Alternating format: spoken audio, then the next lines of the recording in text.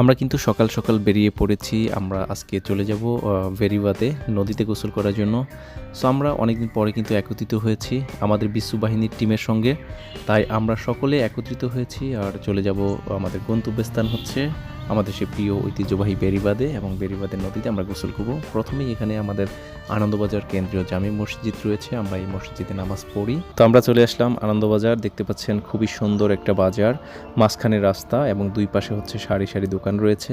এই বাজারের সঙ্গে কিন্তু আমাদের অনেক স্মৃতি জড়িয়ে আছে, যেগুলো আসলে না বললেই নয়। তো বাজার পার হলেই এখানে দেখতে পাচ্ছেন কাঠের দোকান। এই জায়গাটা একসময় পুরোই ফাঁকা ছিল, বাট এখন কাঠের দোকান অনেকগুলো হয়েছে দুই পাশে, সেই কারণে এটা ছোটোখাটো একটা কাঠপট্টি হয়ে গেছে। তো আমরা চলে আসছি আমাদের কাঙ্ক্ষিত জায়গায় এই বেরিবাদে।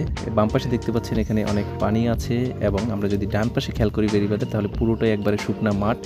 যেহেতু ডান পাশে পুরো চর আছে, মানে শুকনা, এখানে কোনো পানি নেই। বাম পাশে পানি আছে, আমরা বাম পাশে গোসল করব। তো আগে হচ্ছে আমরা বেরিবাদটা একটু ভালো করে ঘুরে দেখে আসি। আমরা চলে আসলাম বেরিবাদের ঠিক পূর্ব পাশে। এখন আমরা রয়েছি বেরিবাদের ঠিক মিডলে, এটাকে হচ্ছে বলে ঘাটলা। এই ঘাটলায় আমরা আছি এবং আমাদের টিমের সঙ্গে আমরা কিছু আলাপ আলোচনা করতেছি। এবার আমরা চলে আসলাম নদীতে।